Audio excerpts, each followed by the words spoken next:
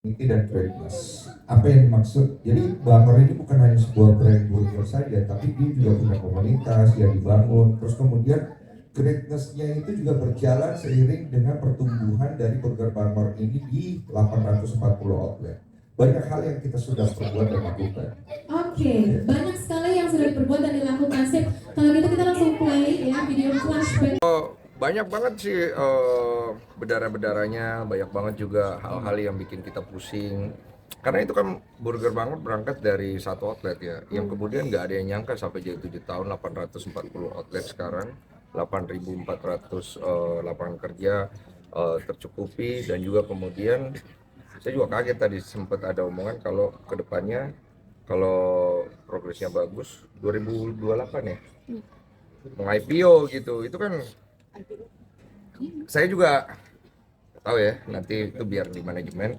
Menurut aku saya hanya bisa ngucapin terima kasih banyak, karena buat saya yang paling penting adalah ini bisa jadi satu perjalanan, karena judulnya ada Magnificent 7 Years of Burger Bang ini, journey-nya. Ini bisa jadi journey yang bisa diaplikasikan untuk semua UMKM di Indonesia. Dengan sulitnya kondisi sekarang ini, UMKM juga banyak yang berguguran, terutama juga di online ya, dengan adanya penambahan pajak dan segala macam. Saya berharap UMKM di Indonesia ini bisa maju, karena Burger Bangor ini juga berproses lewat jalur yang sama sampai bisa ada di titik ini. Semoga apa yang sekarang dicapai oleh Burger Bangor bisa menular ke semua UMKM seluruh Indonesia. Tapi pertama kali kepikiran bikin bisnis kayak begini tuh apa sih? Sebenarnya yang kepikiran tuh bisnisnya ada namanya Aldi. Orangnya nggak mau nongol. Jadi memang nama Burger Bangor itu foundernya dari saya. Jadi awalnya. Nah, yang ngebisnisin itu sebenarnya namanya Aldi. Gitu. Sekarang dia lagi melarikan diri kan. Dia keluar kota gitu. Dia takut di interview. Jadi awal mulanya itu berangkat dari kesederhanaan proses aja, di mana kita lagi Covid waktu itu lagi susah, semua usaha tuh lagi mandek. Terus gue bilang, dia inget tuh kata-kata gue katanya, kalau mau memulai sesuatu atau startup sesuatu dengan kondisi kayak begini, jangan serakah. Bikin aja dulu, untung nggak usah banyak, tapi dia tidak rugi. Karena niat lu yang Tuhan lihat. Lu sebenarnya pengen apa? Pengen cari uang, atau lu pengen ngebangun sesuatu untuk memberikan dampak kepada masyarakat Indonesia. Oleh karena itu, kalau itu jalan, lu harus kembalikan juga kepada masyarakat. Bikinlah event-event yang bisa memberikan dampak yang positif kepada mereka juga gitu. Makanya banyak sekali aktiviti yang dibuat oleh Burger Bangor sekarang ini gitu. Pokoknya sih itu. Tapi kenapa murah banget sih kok harganya? Harganya murah sebenarnya karena kita coba untuk subsidi, di mana bahan baku ingredientsnya nggak perlu semuanya kita paksakan supaya harus wah banget. Jadi kita minimalis, kayak pemakaian tomat cukup, pemakaian selada cukup, kemudian ada keju, kemudian ini kalau tempat lain kan dia banyak banget toppingnya. Yang kadang-kadang mungkin ada orang cocok. Tapi kalau kami melihat bahwa kantong Indonesia itu sebenarnya kantong yang minimalis gitu, di mana mereka kepengen sesuatu yang harga cocok di kantong tapi juga cocok di lidah. Jadi akhirnya kita membuat sebuah inovasi, melakukan riset, dan kemudian jadilah yang namanya Burger Bangor. Memang sejak awal kepikiran untuk buka bisnisnya burger gitu ya. Enggak, itu terjadi secara organik. Memang kayak semesta alam sudah memerintahkan aja gitu. Awalnya apa kepikiran? Saya nggak ada ide bisnis, saya tuh sebenarnya lebih ke suka membuat sesuatu yang memberikan dampak aja. Tapi kalau ide bisnis itu saya nggak punya, malah datangnya dari orang lain. Salah satunya kalau Burger Bangor ini dari si Aldi, ada teman-teman lain juga gitu. Oke. Oh, tapi selama Kok 7 apakah tahun takut tadi rugi sempat murah kayak gitu? Nggak takut rugi? Enggak, dia tuh secara hitungan sudah bagus. Jadi sebenarnya begini, kalau di bisnis F&B itu ada kan hitung-hitungan dengan margin 100%, 50%. Kita tuh turunin supaya apa? Supaya kantong masyarakat kita juga cukup. Karena kita pengen jalan panjang. Kita pengen jalan panjang bersama dengan kondisi perekonomian masyarakat Indonesia.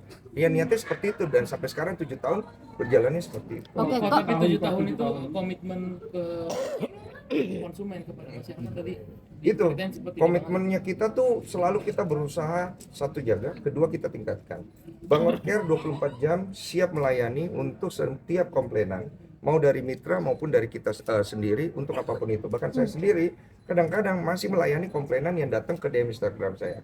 Saya langsung CC ke Bangor Pusat, ini langsung disikapin dong, dan secepat itu langsung dibereskan. Kenapa saya bisa tahu? Karena dari proses orang itu saya baca, Saya jawab, saya lempar ke Bangor Pusat. Tidak lama, sekitar sejam 2 jam, dia udah ngasih report orang itu, Bang, udah diurus, udah beres. Kalau 7 tahun, selama 7 tahun ini kan sekarang udah 840 ya. Iya. Outlet. Memang ada target tersendiri setiap tahunnya kah? Supaya outlet itu terus berkembang atau memang itu berjalan begitu aja? Berjalan begitu aja. Sebenarnya awalnya malah kita nggak ada target, tapi malah kebanyakan antrian. Jadi sebenarnya kalau kita pengen bikin, maksudnya terima semua, mungkin sekarang udah ribuan. Tapi waktu itu kita bersetuju bahwa kita harus melakukan filtrasi. Karena setiap rekanan atau mitra kita harus melakukan proses filtrasi yang baik. Supaya apa? Kepercayaan daripada brand ini terjaga dengan baik bersama dengan mitra-mitra yang lain. Kalau kita terlalu kayak massal gitu, memang untungnya banyak. Tapi hasilnya nanti berantakan. Banyak mitra yang akhirnya kita tidak bisa QC dan kontrol dan awasi dengan baik ya. Seperti beberapa kebijakan-kebijakan yang terjadi. Yang Tapi, tetap terjaga apa kok? Yang tetap terjaga selama 7 tahun ini? Selama 7 tahun yang tetap terjaga adalah komitmen kita. Apabila ada komplainan, kemudian ada masukan, kemudian dari segi rasa, kualitas, dan juga harga, dan instrumen lain yang selalu kita usahakan harus di situ. Bahkan kemarin saya udah bilang, kalau bisa bikin Bangor investigasi, di mana kita datang secara dadakan ke beberapa mitra. Kalau memang dia tidak memenuhi persyaratan atau standar yang kita sudah deal di awal, kita harus memberikan teguran, dan memang kalau tidak komit, we have to let go. Di belakang kan di Indonesia sendiri kan apa yang namanya brand itu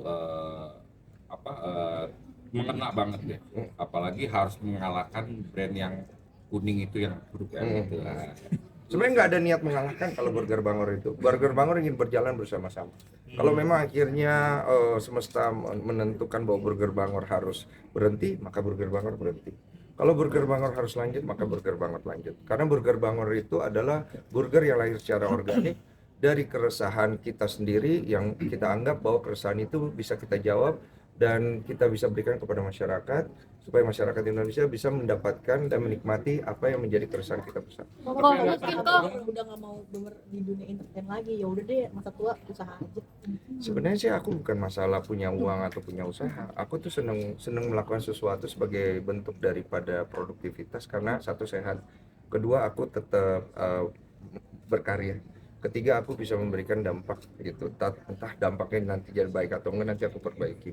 Jadi intinya apa yang aku lakukan sekarang semuanya itu hanya ingin ikut berkontribusi aja sih sebenarnya. Kok mungkin kan di artis lain kan melihat banyaknya yang langsung membuka running banyak brand atau banyak bisnis. Nah, Koko sendiri hanya di FMB kan ini mencoba lagi nggak sih kok? Sebenarnya ada beberapa usaha sebenarnya, salah satunya Sombong Face Wash itu dia tuh tidak ada offline-nya, online-nya kuat banget.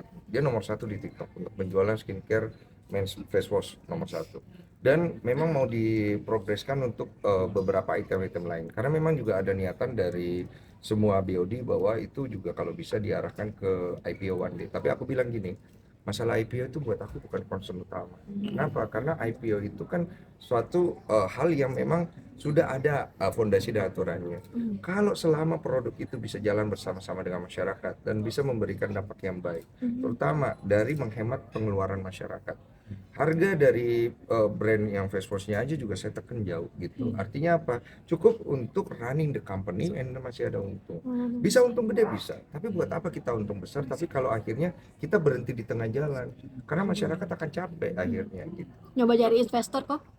Sejauh ini kita masih aman sih. Kalau memang kita udah kesulitan, baru kita cari investor. IPO itu kan salah satu cari investor di masyarakat kita. Tapi kita tidak mau melakukan itu lebih jauh kalau akhirnya apa yang kita lakukan hanya membebani masyarakat. Menginvestasikan menginvestasikan uangnya juga harus kan ngelihat dari kondisi finance dan keuangan sebuah company-nya kan.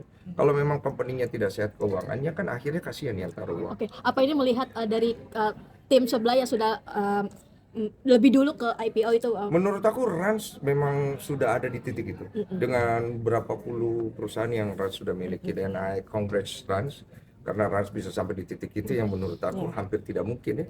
Tapi Rans bisa ada di sana, congrats buat Raffi dan juga Nagita dan all the team. Karena menurut aku itu bisa jadi ini juga inspirasi untuk orang lain bahwa ternyata dari kecil bisa jadi gede gitu. Belajar bisnis dari siapa?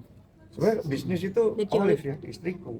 Aku tuh sebenarnya agak bodoh, nggak terlalu tahu apa-apa, cuma pinter-pinter ngomong aja gini gitu loh ya. Nggak ada isinya juga kadang-kadang gitu. Berarti dari Ci Olive yang tiap hari diskusi. Si Olive yang komando. Jadi ada rencana go internasional nggak? Ini kan apalagi Rencana gue internasional memang ada, cuman kita kan melihat ya titik-titiknya kayak kemarin. Kalau kita bikin di Singapura, Malaysia, and so on, apakah sudah pas waktunya atau belum? Jadi memang itu tetap ada dalam ini. Dengan Tujuan berbagai utama acara itu ada Bangun Fest, ada seberapa besar sih impactnya buat branding Bangor sendiri? Maksudnya semakin Impactnya dikenal, ya? semakin dia. Sebenarnya Bangor itu tanpa bikin event cukup banyak yang ternyata memang brandingnya jalan karena orang suka. Tapi kita pikir-pikir kita nggak boleh stop di comfort zone. Kita harus terus inovasi. Tapi inovasinya bisa memberikan dampak buat masyarakat di tengah kondisi yang rame dan panas. Kita kan perlu hiburan. Di tengah kondisi yang toksik kita perlu olahraga. Di tengah kondisi di mana orang-orang selalu berpikir negatif, kita cari yang edukatif. Jadi semua halnya arahnya ke sana.